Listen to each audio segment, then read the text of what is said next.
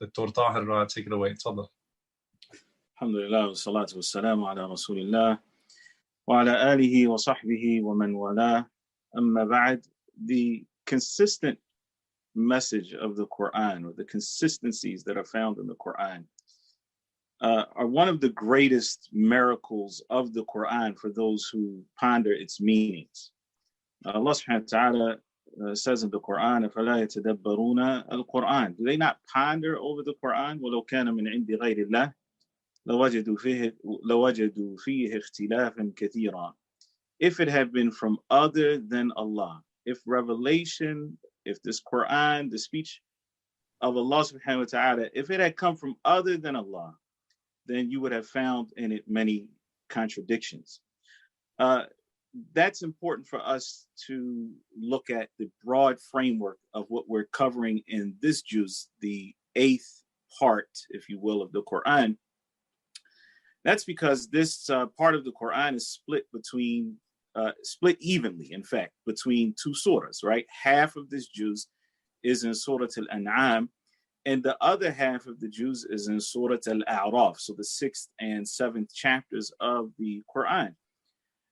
However, there are some consistent themes throughout the juz, even though it's split between these two surahs. And inshallah, I'm going to go over just one of those themes.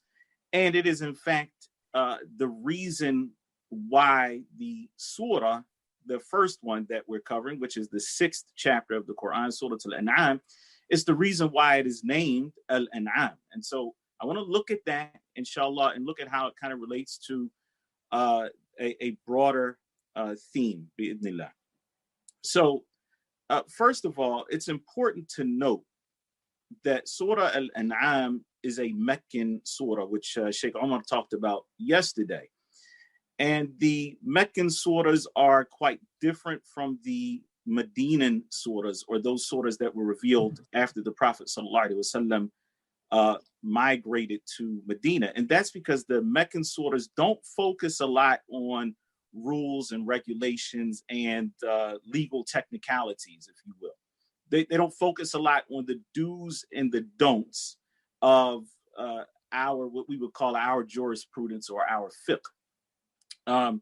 So when we look at the first part of Surah Al-An'am, in fact, the first 73 ayahs, they're all dealing with the relationship between Allah subhanahu wa ta'ala and his creation, establishing his oneness, his uniqueness in his names and his attributes, and his right to be worshipped alone.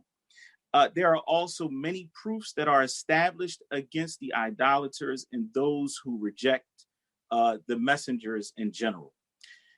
And so we get to Al-An'am, and this is Al-An'am literally means livestock. A lot of times the chapter itself is translated as cattle, but it's broader than that. So An'am refers to livestock as a whole, and during the time that the Prophet ﷺ was receiving revelation, this was primarily camels, cattle, and sheep and goats. So what does An'am have to do with Tawhid? Like, if this whole surah, right, is dealing with the oneness of Allah, his right to be worshipped alone, dealing with his names and his attributes. And then we have that beautiful story of Ibrahim, or Abraham alayhi salam, in his argument with his people to establish the oneness of Allah.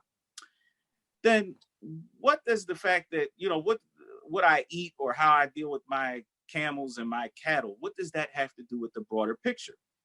Well, the reality is that though many people may read this and see, for example, the ayat that say and eat from what the name of Allah subhanahu wa ta'ala has been mentioned on and so forth, and may think that this is actually coming to establish some fiqh rulings or some legal technicalities in terms of how we eat or don't eat. The reality is that these verses that talk about Al-An'am, okay, which is what the surah is named after, the first one of them comes in the 136th ayah, and then you find it again in 138 and 139 and 142. So anyway, that string of 5 or 6 ayahs, Allah subhanahu wa ta'ala is talking about livestock. but it's not because of fiqh. It's actually to establish a very major and important point of our creed. And that is that Allah alone is the one who has the right to determine what is permissible and what is not permissible. And so he's arguing or bringing these proofs against the mushrikeen, the idolaters, who decided that certain animals are not going to be permissible for certain people, and other animals we're not going to allow anyone to ride on them, and these ones we're not going to allow to carry anything. And then they said, for example, وَقَالُوا مَا فِي بُطُونِ هَذِهِ الْأَنْعَامِ خَالِصَةٌ لِذُكُورِنَا وَمُحَرَّمٌ عَلَى أَزْوَاجِنَا. They would say that the offspring of these an'am, or what are in the wombs of these animals, are purely for our men, and the women don't have any share in that. And so they're making something impermissible for women that Allah actually made permissible for them. And so Allah is saying to us, to the believers, conditioning us to say, listen, when you are a Muslim, meaning that you submit fully to the commands of Allah, then you have to accept the commands of Allah as they are and don't change them. Don't you come and make something permissible that God has made impermissible, and don't make something impermissible that God has made permissible, because in fact, this is a form of worship. How is that? When the verse was revealed in Surah At-Tawbah, which is the 9th chapter of the Quran, Allah subhanahu wa ta'ala says, اتَّخَذُوا أَحْبَارَهُمْ وَرَهْبَانَهُمْ أَرْبَابًا مِنْ دُونِ اللَّهِ وَالْمَسِيحَ ابْنَ مَرْيَمَ. They took their rabbis and monks as lords besides Allah. And also Al-Masih ibn Maryam, the Messiah, the son of Mary, Jesus alayhi salam. Adi ibn Hatim, who was a companion of the Prophet sallallahu alaihi wasallam, he said to the Prophet, we didn't used to worship them. Right? We didn't used to worship the rabbis, the monks. And the Prophet sallallahu alaihi wasallam said to him, did not they make permissible what Allah made impermissible? And so you also made it permissible? And didn't they make impermissible what Allah made permissible? And so therefore you made it permissible? So in other words, you were following them in the way that they legislated things. And Allah is saying, this is the right of God alone to decide what is permissible and what is not, what is lawful and what is not, what is moral and what is not. This theme carries over throughout the Quran because, and this is the point that is very important, because those who don't follow that are basically saying that we actually have the same right as the messengers of God. And you look at what was talked about yesterday and also mentioned again today about that radical skepticism. And so you find it here again. They say, we will not believe until we are given. We're not going to believe until we're given what the messengers were given. In other words, until revelation comes to us.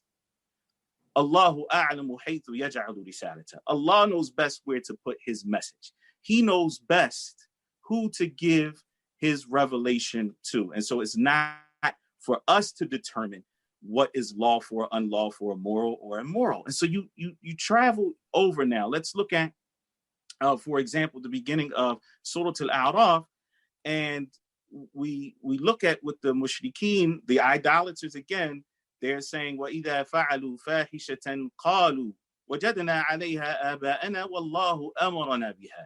When they do some act of immoralities, they say, this is what we found our fathers doing. This is what we found our ancestors doing. And Allah commanded us to do this. قُلْ إِنَّ اللَّهَ لَا يَأْمُرُ بِالْفَحْشَاءِ. Allah does not command with immorality. You go even further. You just, a couple more pages. قُلْ مَنْ حَرَّمَ زِينَةَ اللَّهِ الَّتِي أَخْرَجَ لِعِبَادِهِ. Who is it? Say, who is it that makes impermissible the adornment that Allah has made permissible for his servants? This was revealed about the Arabs who would go around the Kaaba. They would circumambulate the Kaaba naked. that they wouldn't wear any clothes because they were saying that it's impermissible to wear the clothes. And so Allah subhanahu wa ta'ala is saying, who is it that is made impermissible what I have made permissible? And so it's very important that we recognize this point here. Now, does that mean that we're not going to sin, that we're not going to fall into disobedience to Allah? No, it doesn't mean that. And in fact, we get this at the very beginning of the chapter, the 7th chapter, Surah Al-A'raf, when we look at the story of Adam, alayhi salam, he disobeyed Allah. He ate from the tree. Okay, but he also repented. Now, here's an important point. I hope that we really pay attention to this. There's a takeaway for every Muslim and for non-Muslims as well. If we recognize that what we are doing is wrong, then we have a chance for repentance. We have a chance to turn back to Allah because we know that what we have done is wrong. And we're all going to be those people who do things that are wrong from time to time. And we're going to need God to forgive us for those things. And we're going to turn to him in repentance. But if we don't believe that what we are doing is wrong, and we actually believe that we have the right now. Yeah, I know that this is what it says in the Quran. And I know that the Prophet ﷺ said this, but I'm going to rationalize my way out of it. I'm going to actually figure out a way to make this seem halal for me. Then I'm never going to repent from that. And this is exactly what happened in the story of Iblis. When Allah subhanahu wa ta'ala commanded him to bow to Adam, he said, what? Ana khayrun min, khalaqtani min nar, wa khalaqtahu min teen. I am better than him. I'm not prostrating to him because I am better. I know that this is what you commanded me to do, ya Allah, but it doesn't make sense to me. And see, so what happens is when we know that Allah subhanahu wa ta'ala has commanded us to do something, we can't follow the way of those who rejected the messengers. We should not be like those who denied the messengers and rejected faith. Allah is telling us in Surah Al-An'am, beware of that path, because that is a path that will take you down a very slippery slope and you may not be able to come back from it. So if there's something that comes to you from guidance, meaning it comes to you from the Quran, it comes to you from the teachings of the Prophet Muhammad sallallahu alaihi wasallam, and maybe you don't really understand it, that's okay. It really is, because a lot of us, it doesn't matter how long you study, you're going to learn new things every day. There are things that you didn't understand yesterday that you'll understand today. And subhanAllah, if you're tuning into this right now, you're watching it live or you watch it later, and you're trying to understand the Quran, know that this is the path that Allah wants for you. And Allah Azza wa Jal, if he wants guidance for somebody, yashrah sadrahu lil Islam, he will open his heart up to full submission, which is what Islam is, right? To full submission. And when you submit fully, you will find that inner peace and you'll get salvation in the next life.